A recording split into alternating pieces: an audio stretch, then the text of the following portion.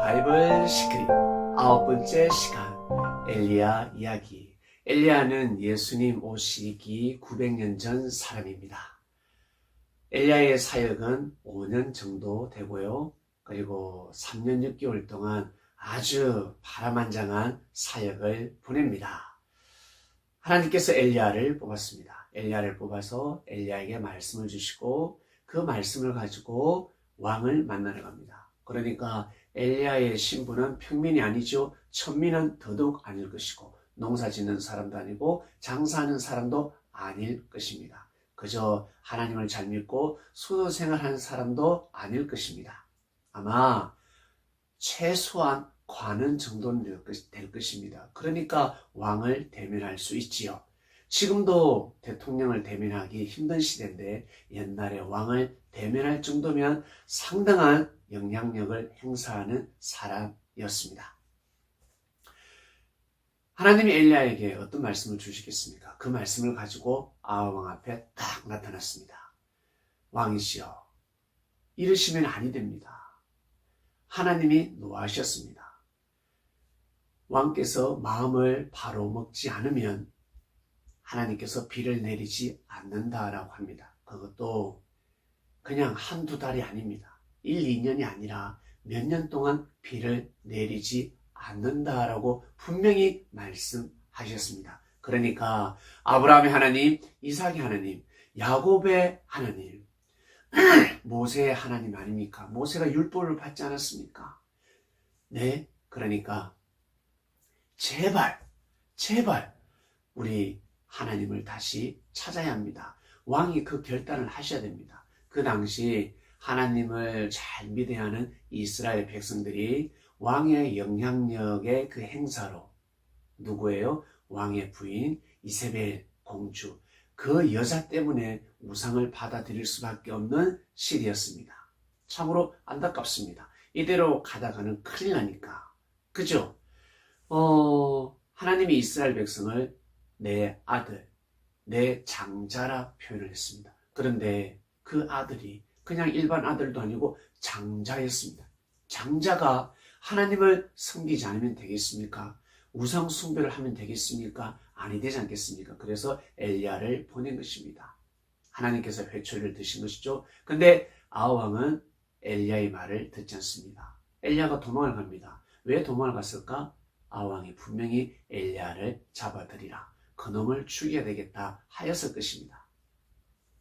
엘리야가 어디로 갑니까? 그릿 시냇가에 숨습니다. 하나님이 말씀하셨습니다. 거기에 꼭 숨어 있으라. 내가 까마귀들을 명하여 내가 너를 먹이게 하리라.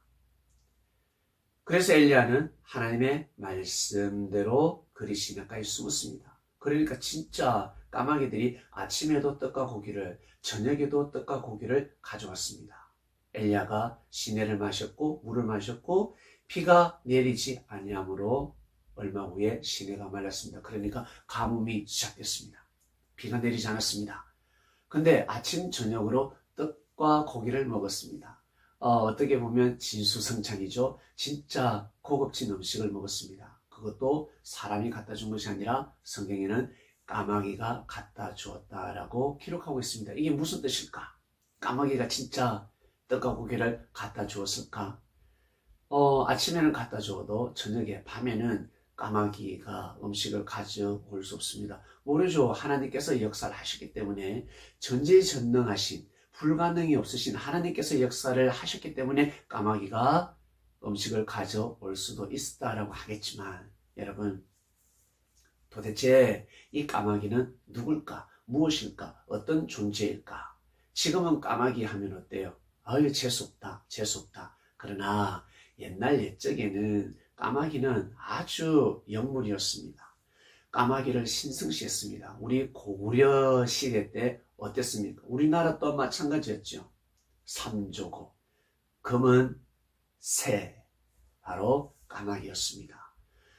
삼조고가 뜨면, 까마귀 깃발이 올라가면 만주 저 넓은 들판에 사는 오랑캐들이 벌벌벌벌 떨었습니다. 그들에게는 까마귀가 재수 없었을 것입니다. 그러나 우리 민족은 흉조가 아니라 길조였습니다. 그처럼 이스라엘 땅, 그 당시 까마귀는 어떤 존재였을까? 여러분, 새 중에 제일 똑똑한 새, IQ가 상당히 뛰어납니다. 어떤 새일까요? 뭘까? 바로 까마귀입니다. 까마귀가 그렇게 머리가 좋다고 합니다. 새 중에 아주 똑똑하다고 합니다. 결국 그 시대 까마귀 누굴까? 네, 바로 영적인 존재자들, 아주 똑똑한 자들, 정말 능력이 있는 자들, 바로 우상 숭배자들이었습니다. 종교 지도자들이었습니다.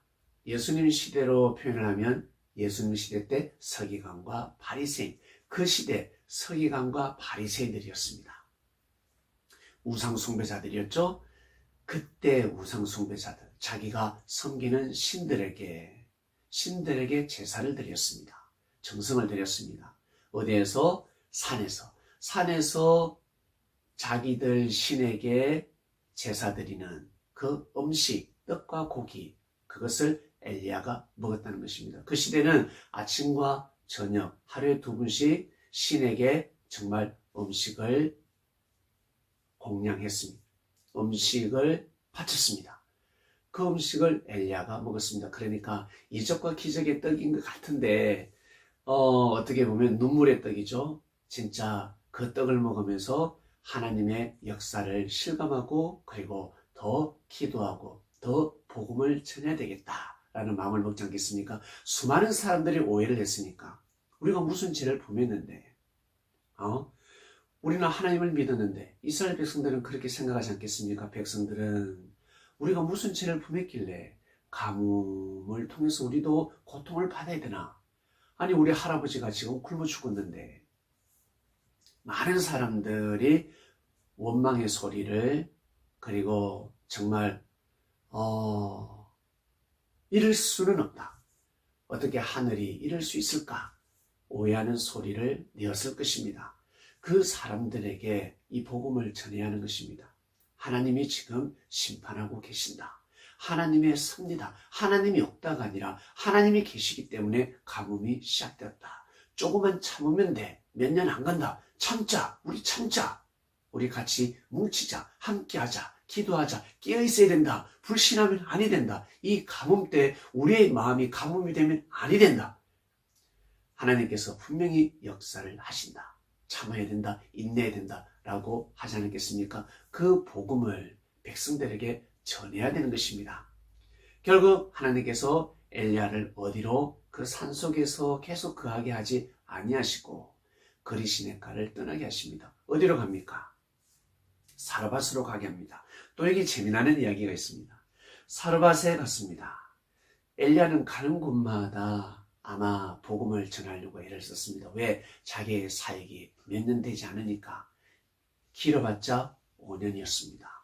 그러니까 엘리야는 가는 곳마다 하나님의 섭리를 전하고자 하였습니다. 여러분 같으면 그러지 않겠습니까?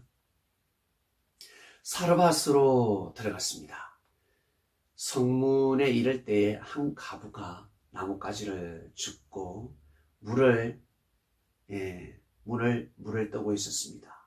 그때 엘리야가 이 여인에게 엘리야가 얘를 딱 보니까 그때 하나님께서 말씀하신 그 과부구나. 하나님이 엘리야에게 엘리야야 사르밧으로 가면 너를 공개할 과부가 있다. 여인이 있으니 믿고 가라 했습니다. 그러니까 엘리야가 사르밧에 도착했을 때 한 여인이 자기 일보러 왔다는 거죠.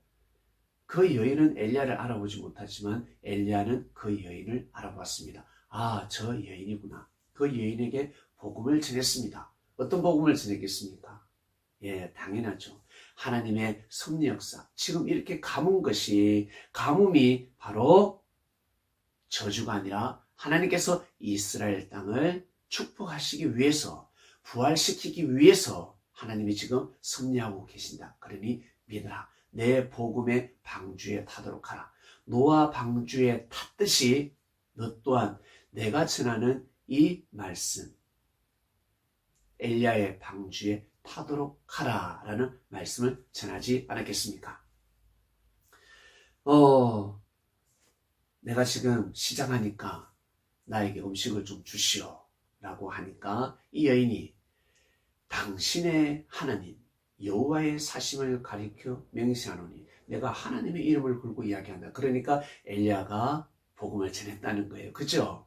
여인에게 복음을 전했으니까 당신이 믿는 하나님의 이름을 걸고 내가 맹세하는데 나는 음식이 없다. 통에 가루가 조금 있고 병에 기름이 조금밖에 없다. 내 아들이 있는데 이 음식을 아들하고 마지막으로 이 음식을 만들어 먹고 이제는 죽어야 된다. 죽는 것밖에 없다라고 했습니다. 그만큼 가난하게 살았다는 것입니다. 그때 엘리야가 내 말을 두려워하지 말라. 무수하지 말라. 여인이여 내 말대로 하라. 먼저 나를 위하여 그 음식을 좀 만들어주라. 같이 먹자 하였습니다. 그때 이 여인이 감동을 받았지요. 그래서 엘리야를 자기 집으로 모시고 가서 음식을 만들어서 같이 먹었습니다. 그러고 나니까 참 신기한 것은 여호와가 비를 지면에 내리는 날까지 비가 몇 년 동안 안 왔다고요? 3년 6개월 동안 오지 않았습니다.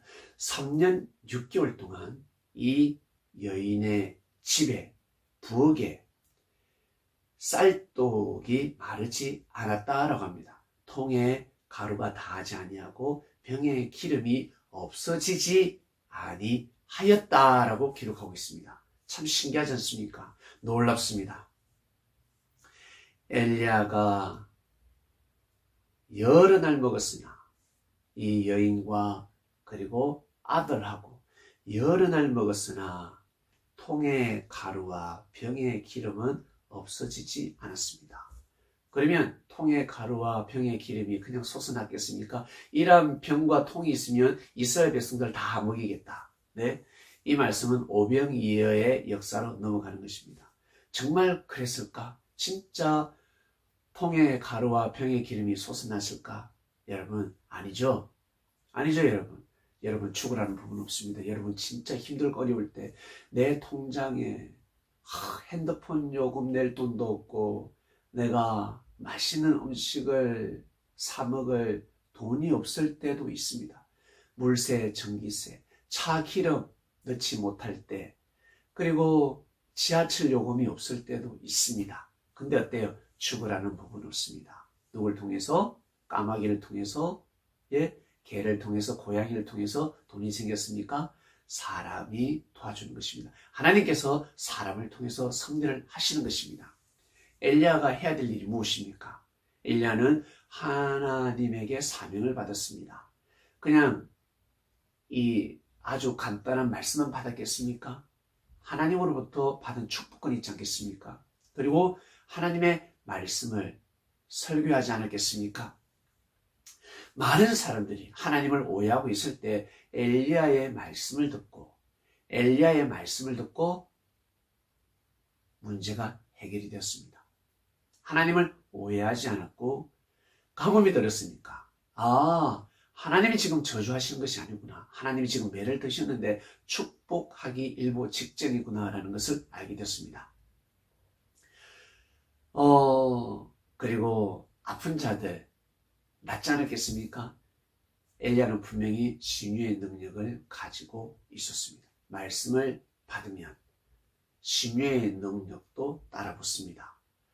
그 뒤에 나오잖아요. 그 뒤에 구절 보면 나옵니다. 주모, 그 집 주모, 그 집 주인, 이 여인의 아들이 병들어 시름시름 하다가 죽어버렸습니다. 이때 이 주모는 집주인입니다. 엘리야에게 어떻게 나에게 이러한 화가 오게 하였습니까? 당신이 옴으로 인해서 우리 아들이 죽었습니다 라고 합니다. 네. 그러니까 엘리야가 복음을 전했을 때 이 집 주인의 여인, 이 집 주인은 믿지 않았다는 것입니다. 가부는, 정말 못 사는 가부는 믿었는데 조금 사는 집을 가지고 있는 집주인은 믿지 않았다는 것입니다. 한 사람은 두 사람이 밭에서 일했는데 한 사람은 데려감을 당하고 한 사람은 버림을 당한 것처럼 이 집 주인은 엘리야의 말을 믿지 않았다는 것입니다. 다 이유가 있었겠죠. 결국 이 여인의 아들이 죽었을 때 엘리야가 그 아이를 위해서 기도합니다. 하나님 아버지, 여호와여, 이 아이의 혼이 돌아오게 하소서. 이 아이의 혼이 몸에 돌아오게 하소서. 그게 무슨 뜻이 있습니까? 우리 육신의 주인은 누구? 마음. 영혼의 주인은 누구? 마음. 사람은 영혼육이 있습니다. 이 아이의 정신이 돌아오게 해달라는 것입니다. 이 아이의 영혼을 데려가지 마시고 이 아이의 다시 살아나게 해달라는 것입니다. 이 아이가 다시금 정신 차리게 해달라는 것입니다. 이 아이의 몸을 버리지 말라는 것입니다. 하나님 분명히 뜻이 있다고 생각합니다. 그러니까 이 아이가 다시 살아나게 해주소서. 이 아이의 혼이 돌아오게 하옵소서. 결국 어때요? 이 아이의 혼이 돌아왔습니다. 보세요. 이런 능력을 가지고 있습니다. 결국 이 아이가 다시 살았습니다. 그랬을 때 이 집 주문은 뭐라고 합니까? 이제서야 내가 당신의 입에서 나오는 말씀이 하나님의 말씀이라는 것을 알겠습니다. 과거에 믿지 않았다는 것입니다. 지난날 엘리야가 그토록 선포했는데 그 말씀을 의심했다는 것입니다. 화를 당하고 나서 자기가 제일 귀하게 여기는 생명시하는 아들이 살고 나서 엘리야의 말을 믿었다는 것입니다. 이게 바로 우리의 마음 아니겠습니까? 여러분이 제일 사랑하고 제일 귀하게 여기고 소중히 여기는 것이 그것을 잃었을 때, 그리고 간절히 기도했을 때, 그리고 그것을 다시 얻었을 때, 그리고 내 어려움이 정말 해결되었을 때 하나님을 믿겠습니다 라고 하지 않습니까? 그러다 또 어때요? 흔들리는 갈대처럼 왔다 갔다 할 때도 있습니다. 그러니까 엘리야가 많은 사람들의 병을 고쳐 주었다는 거예요. 그러니까 병 고침 받은 자들은 어때? 엘리야에게 떡 하나 주지 않겠습니까? 미숫가루도 주고 보리떡도 주고 밀가루도 주고 옥수수도 주고 감자도 주고 고구마도 주고 하지 않았겠습니까? 엘리야가 어디 갑니까? 아주 못 사는 가부집에 가고 있었습니다. 그러니 그 여인에게 갖다 주면서 엘리야를 공개해달라. 우리를 대신해서 엘리야를 모셔달라. 엘리야는 우리의 생명의 은인이다 라고 하지 않았겠습니까? 여러분 재밌죠? 성경을 읽다 보면 이렇게 어려운 구절, 그리고 이해하지 못하는 구절, 이해하지 못했다고 해서 구원하고는 상관이 없습니다. 대신 하나님을 오해하지 마시길 바랍니다. 이 구절을 아니까 구원을 받고 이 구절을 모른다고 해서 이 성경 구절을 해석하지 못한다고 해서 구원 못 받는다. 그러한 하나님이 아니십니다. 대신 우리가 지난 하나님의 섭리 역사를 정확하게 알아야지만이 힘이 생기고 하나님을 오해하지 않고 옛날에도 섭리를 하셨으면 지금도 이렇게 여러분 섭리를 하신다라는 것을 정확하게 알 수가 있다는 것입니다. 진리를 알지니 진리가 너희를 자유케 하리라. 자유가 무엇입니까? 구원의 길을 가는데 부족함이 없다라는 것입니다. 거침이 없다라는 것입니다. 감옥에 갇히면 자기 생각, 자기 주관에 갇혀버리면 자유로울 수가 없습니다. 내 생각은 이렇지만 내 마음은 이렇지만 하나님의 마음이 저렇구나. 내 뜻은 이라지만 하나님의 뜻은 저라구나. 여러분, 네, 그래서 성경을 배우는 것입니다. 성경은 지난 역사, 하나님이 부족한 사람을 통해서 역사를 하셨습니다. 섭리 역사를 이루셨습니다. 그 역사는 지금도 이어지고 있습니다. 그래서 우리가 성경을 통해서 하나님의 말씀을 정확하게 알고 그리고 눈을 뜨고 이 시대를 또 살아가는 것입니다. 오늘은 엘리야 이야기였습니다.